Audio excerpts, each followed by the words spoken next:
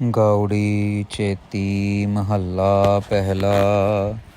कत की माई बाप कत केरा, किदू था वो हम आए। धन धन गुरु नानक देव जी महाराज गौड़ी चेती के अंदर ये 5वां शब्द जो है साध संगत जी उच्चारण कर रहे हैं।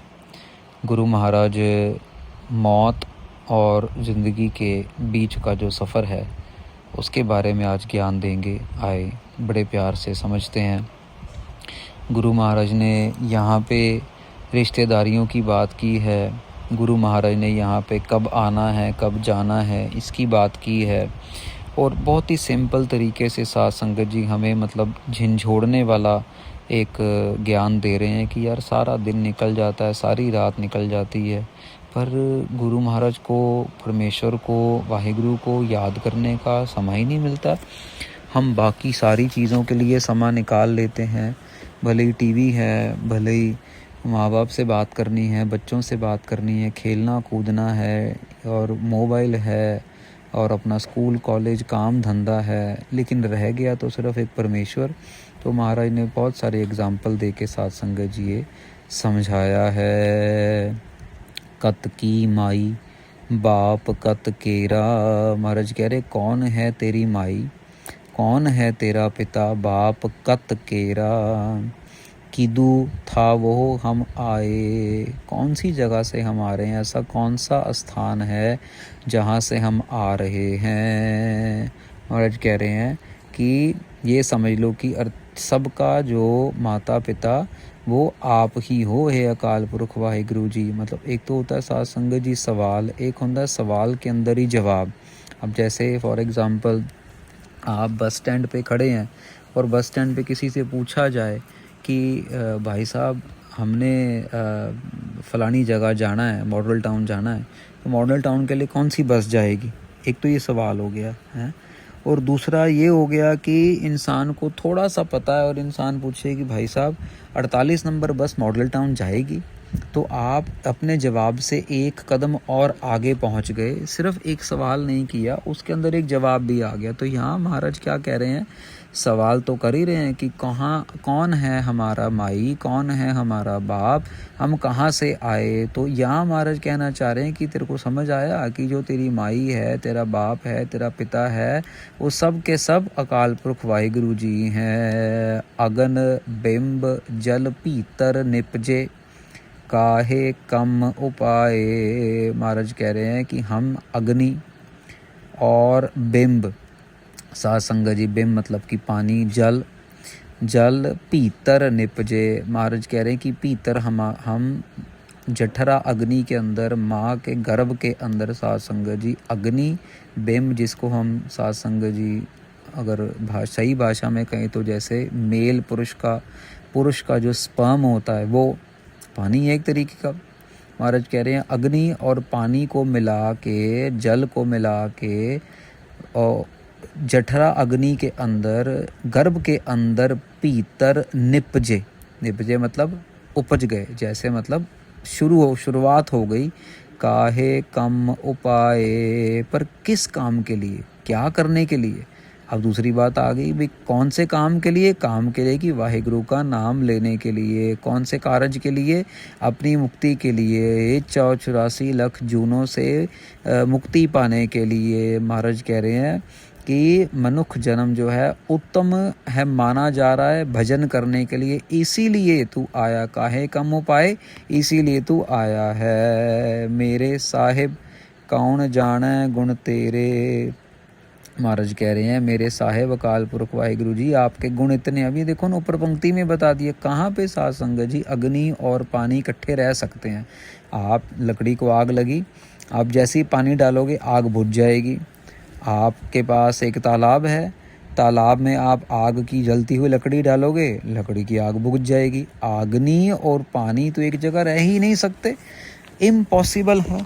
लेकिन इस इम्पॉसिबल को भी पॉसिबल कौन कर रहा है, अकाल पुरख वाहिगुरु जी वो कर रहे हैं, क्योंकि उनके पास इतने गुण हैं, इतना ज्ञान है, वो सब कुछ कर सकते हैं। महाराज कह रहे हैं कौन जाने गुण तेरे, यही तो ज्ञान अपने आप को समझाना है ना साध संगत जी, बार बार अपने आप को समझाना है कि परमेश्वर के बिना हम अधूरे हैं। अमृत वेला नहीं संभालेंगे तो रुड़ जाएंगे, सतनाम वाहिगुरु का जाप नहीं करेंगे तो महाराज के नज़दीक नहीं पहुँचेंगे, अवगुणों में लिपटे रह जाएंगे और अवगुण हमारे दुखों का कारण बनते हैं। काहे ना जानी अवगुण मेरे रहाओ। महाराज कह रहे हैं महाराज आपके पास इतने गुण हैं और हमारे जो अवगुण हैं उनकी कोई गिनती भी नहीं है। आपके गुणों की गिनती नहीं और हमारे अवगुणों की गिनती नहीं। ये साध संगत जी, ये महाराज की निम्रता है गुरु नानक देव जी की, जो अपने आप को अवगुण्यारे कह रहे हैं। हालांकि महाराज के अंदर तो सारे के सारे जो हैं वो गुण समाये हुए हैं, रहाओ विश्राम देते हैं। और हमारा स्वभाव क्या है, हम अपने झूठे गुण लोगों को गिनवाते रहेंगे। अरे मेरे को ये आता है, मेरे बच्चे को ये आता है, बच्ची की शादी के लिए उसको तो सारे खाने पकाने आते, कभी भले किचन में चक्कर भी ना लगाया हो, नहीं, लेकिन गुण ऐसे करें हमारा बच्चा तो बहुत। साथ संगत जी, संगत एक आया परिवार, तो बच्चे की उम्र कुछ ज़्यादा, बच्चे की उम्र ज़्यादा हो गई, शादी के लिए आए। तो मैंने पूछा, मैंने कहा कि कैसे, क्यों इतना टाइम लग रहा है। तो अब माँ तो कुछ बोली नहीं, भाई कोई मिलता ही नहीं जी।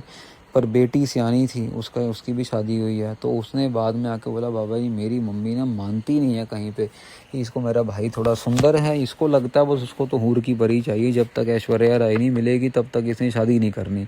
तो थोड़ा साफ समझाओ। बहुत अच्छी लड़कियों के रिश्ते आए हैं, पढ़ी लिखी लड़कियों के रिश्ते आए हैं, गुणी लेकिन बस थोड़ी सी शक्ल सूरत पसंद नहीं आई तो उसको मना कर दिया। अच्छा फिर ऐसे करेंगे, बात ऐसे करेंगे कि लड़की ने मना कर दिया, जबकि ये खुद मना करती हैं, महाराज के सामने बैठ के भी झूठ बोलती हैं। तो लड़की को बहुत गुस्सा, क्यों, उसका कारण क्या, अभी माँ जो है बुजुर्ग बूढ़ी हो रही है, अब घर में बहू चाहिए क्योंकि कामकाज भी करना। बोला ऐसे देखो ना, कब तक खुद लगी रहेगी, बहू आएगी कुछ खा के बनाएगी, खिलाएगी पिलाएगी, सेवा करेगी, ये कब तक करती रहेगी माँ के लिए। तो अब बात वहीं आ जाती है कि हम अपने अवगुणों को छुपाने के लिए झूठे ही अपने गुण बना के लोगों के सामने पेश करते रहते हैं। पर साध संगत जी, परमेश्वर के सामने कुछ बचाया छुपाया नहीं जा सकता। केते रुख बिरख हम चीने, केते पशु उपाए। महाराज कहते हैं तमाम जीवों ने, साध संगत जी यहाँ पे रुख का मतलब आ गया, जैसे समझ लो कि जो खुश्क वृक्ष होते हैं ना, जो बिरख मतलब पेड़ पौधे। महाराज यहाँ पे कह रहे हैं भी कितने ही तरीकों के रुख पेड़ पौधे और कितने ही तरीकों के आपने जो हैं पशु उपाय किए हैं, मतलब कि पशुओं को आपने बनाया है। यहाँ पे साध संगत जी कि अगर अंतरी भाव ही तो हो गया, अखरी भाव, अंतरी भाव अगर हम इसको देखें साध संगत जी, तो महाराज कह रहे हैं यहाँ पे कि केते रुख बिरख हम चीने। भाई ये समझ लो कि कितने ही जन्म हो गए हम चीन रहे हैं, देख रहे हैं, और अनेक बारी जो है, कितनी बारी ही जो है हम पशु बन के आए हैं, लेकिन ये एक मनुष्य जन्म जो मिला है, ये एक नाम जपने के लिए मिला है। केते नाग कुली मह आए, केते पंख उड़ाए। महाराज कह रहे कितनी बार जो है, यह समझ लो साध संगत जी कि हम नाग कुली में आए, मतलब कि हम लोग जो हैं साध संगत जी, जो सांप की जून है, नाग मतलब सांप के कुलों में आए, और कितनी बारी ही हम जो हैं बार बार पंछी बन रहे हैं, बार बार पंछी बन के उड़ारी लगा रहे हैं। जो उड़ने वाले पंछी हैं, नाग जो है वो रेंगता है ज़मीन पे और पंछी जो है वो उड़ता ही। महाराज बार बार एग्जाम्पल दे के समझा रहे हैं कि ये जन्म क्यों लिया है भैया, क्योंकि उन जन्मों में नाम जपने का मौका नहीं मिलता। ये जन्म है जिसमें ये महाराज कह रहे हैं यही जन्म के अंदर नाम जपने का मौका है, और ये गोविंद मिलन की ए हो तेरी बरिया, ये बारी है गोविंद मिलने की, अकाल पुरख वाहिगुरु जी से मिलने की।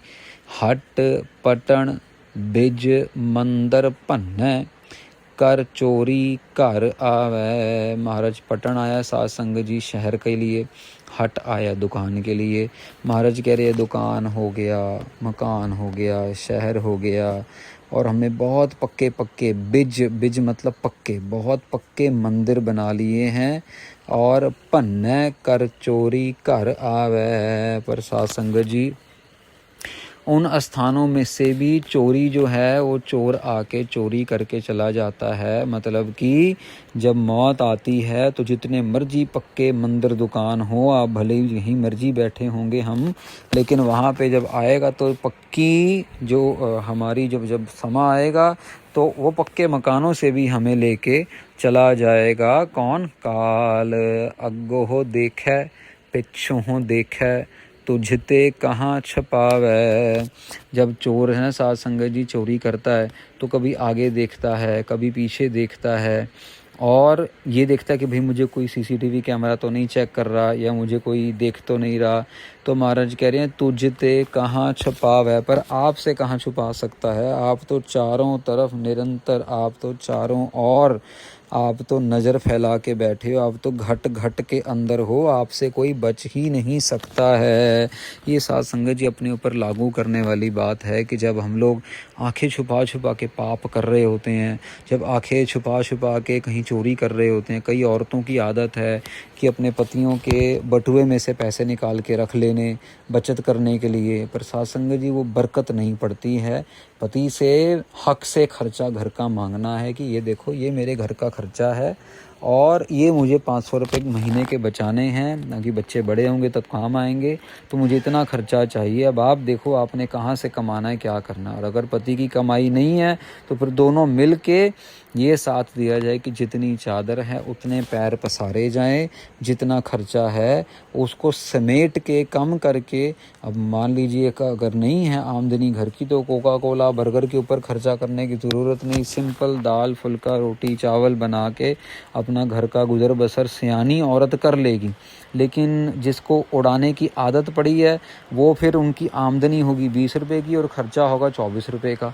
लेकिन जो सयानी औरत होगी उसका खर्चा होगा भी, उसकी आमदनी होगी 20 रुपये की और वो खर्चा करेगी 16 रुपये का। तो यहाँ महाराज कह रहे हैं कि तुझते कहाँ छुपावे, आपसे कहाँ छुपा सकते हैं। तट तीरथ हम नवखंड देखे हट पट्टन बाजारा। महाराज कह रहे हैं तटों पे, तीर्थों पे, नवों खंडों पे, मतलब हर एक जगह देख लिया महाराज हमने। नदियों में भी देख लिया, नवखंडों में जाके देख लिया, दुकानों में देख लिया, बाज़ारों में देख लिया। क्या देख लिया? लै कै तकड़ी तोलन लागा घट ही माहेवन घट ही महवन जा रहा। मैंने सारी जगह देख लिया, तकड़ी लेके भी देख लिया, और मुझे यही पता लगा कि वो तो मेरे मन में ही बसा हुआ है, वो तो मेरे अंदर ही है। कौन? अकाल पुरख वाहिगुरु जी मेरे अंदर ही है। मेरे कर्मों के हिसाब से तोल तोला जाएगा और उसके बाद मुझे उसकी सज़ा या मुझे उसका मज़ा मिलेगा। जेता समुंद सागर नीर भरया तेते आओ गुण हमारे। ये साध संगत जी बहुत प्रचलित पंक्तियां हैं। आम तौर पे कथावाचक प्रचारक ये पंक्तियां ज़रूर कथा से पहले पढ़ते होते हैं, तो बड़े ध्यान से समझना है। जेता समुंद सागर नीर भरया। गुरु नानक देव जी कह रहे हैं जितना पानी समुद्रों में भरा हुआ है, सागर में भरा हुआ है, तेते अवगुण हमारे, मेरे इतने सारे अवगुण हैं। इतने देखो कितनी निम्रता में आके कह रहे हैं महाराज अपने आप को इतना अवगुण से भरा हुआ कह रहे हैं, जबकि महाराज से ज़्यादा गुण तो किसी में है ही नहीं। और हम लोग खोखले फोके बंदे, कोई गुण नहीं, लेकिन अपने आप के इतने गुण बताएंगे जैसे हमारे से बड़ा कोई हरीशचंद्र है ही नहीं दुनिया के अंदर। महाराज फिर बेनती करते हैं दया करहो किछ मेहर उपावहो डूबदे पत्थर तारे। महाराज हम डूबते हुए पत्थर हैं, आप दया करो मेहर करो हमें बचा लो। उपावो हो बचा लो, डूबते हुए पत्थर को बचा लो। जियड़ा आगन बराबर तपै भीतर वगै काती। महाराज कहते हैं मेरा जो आत्मा है, मेरा जो जी है वो जल रहा है, अगन की तरह जल रहा है। भीतर वगै काती, मेरे अंदर हमेशा छुरी चल रही है, लालच की, निंदा की, चुगली की, ईर्खा की आग मेरे अंदर लगी हुई है, काम क्रोध की आग मेरे को जला रही है। महाराज मेरे भीतर तृष्णा की जो है वो चाकू चल रहा है 24 घंटे। प्रणवत नानक हुक्म पछाणै, सुख होवे दिन राती। महाराज ऐसी कृपा करो कि आपका जो दास है नानक है, आपके हुक्म को समझ के जिए ताकि सुख होवे दिन राती, ताकि इस दिन रात सुख मिले। मैं किसी ऐसे वैसे जंजाल में ना फंस जाऊं। मैं नाम जपूं, मैं सेवा करूं, मैं सिमरन करूं, मैं संगत करूं, मैं साधु महात्माओं के वचन पढ़ूं, वचन सुनूं, मैं साधु महात्माओं की संगत करूं ताकि मेरा जीवन जो है वो सुख होवे दिन राती। साध संगत जी, हुक्म को मानना ही महाराज का सबसे बड़ा उपदेश है जो गुरु महाराज हमें सारी गुरबाणी में समझाना चाह रहे हैं। वो हम भी महाराज के आगे यही अरदास, ये अपने आप में अरदास है साध संगत जी। जो 4 पंक्ति है ना, जेता समुंद सागर नीर भरया, तेते अवगुण हमारे। जब गुरु ग्रंथ साहब महाराज के सामने जाएं, बहुत सारे महापुरुष साधु संत महात्मा ये 4 पंक्तियों की अरदास अक्सर किया करते हैं महाराज के चरणों में। भी दया करो महाराज, मेहर उपावो, किछ मेहर उपावो हो, डूबदे पत्थर तारे, हम डूबते हुओं को बचा लो महाराज। जियड़ा अगन बराबर तप्पै, भीतर वगै काती। मेरा जीव, मेरा अंदर मन जल रहा है और मुझे मेरा अंदर जो है चाकू की तरह मुझे काट रहा है। जो तृष्णा की आग है, जो ईर्खा की आग है, ईर्खा की चाकू मुझे काट रहा है। काम क्रोध के वजह से मेरा अंदर जलता जा रहा है, मुझे शांति नहीं मिल रही है, तप रहा है। प्रणवत नानक हुक्म पछाणै, सुख होवे दिन राती। ये 4 पंक्तियों की अरदास की महाराज नानक बेनती करते हैं कि आप हुक्म पहचानने का गुण हमें बख्शो, वो बख्शिश करो हमें। तो साध संगत जी, यहाँ पे 5वां शब्द गौड़ी चेती राग में समाप्त होता है। इसके बाद अब गौड़ी बैरागण के शब्द जो हैं शुरू होंगे। बहुत प्यारे प्यारे शब्द गुरु महाराज ने कृपा करके बख्शिश किए हैं। तो आगे अब महाराज ये कृपा करेंगे, गौड़ी बैरागण के शब्द आरंभ करेंगे।